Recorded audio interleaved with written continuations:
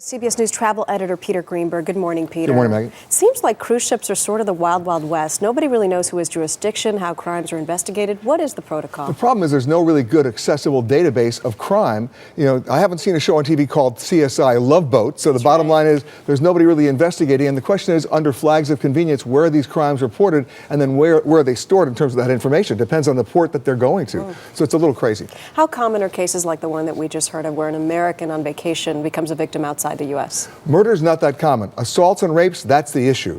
Because once again, they're not broken out as travel crimes. They're crimes within those jurisdictions. You need to be able to correlate that information. All right, so this morning what we have for all of you is some tips, Peter's tips for vacationing. Number one, you say don't travel alone at night. And that's not gender specific, that's anybody. And in fact, don't just ask the general manager of the hotel where not to go, ask the bellhops and the maids, they know.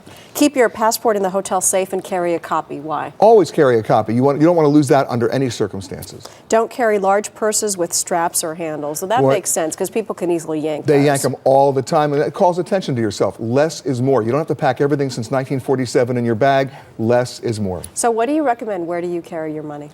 Basically, you know, the people have those fanny packs. They get ripped off too. Just ATM card, minimal amount of cash, and if you want, they sell little money belts. But I mean, let's not get too crazy. Just common sense. All right, another one that I like. Ask a hotel staffer to escort you to your room. Yeah, ask a uniformed hotel staffer to escort you because, by the way, these are the push-in crimes that are really scary. You walk down the hall, someone follows you, they wait for you to fumble to get your card key, and as you put your key inside that slot, they come up behind you and push you and the key and the door in. Next thing you know, you're alone in your room, and who are you going to call? That's where the problem happens. A uniformed staffer to escort you, and make sure that the door in your hotel has a peephole that you can actually look out.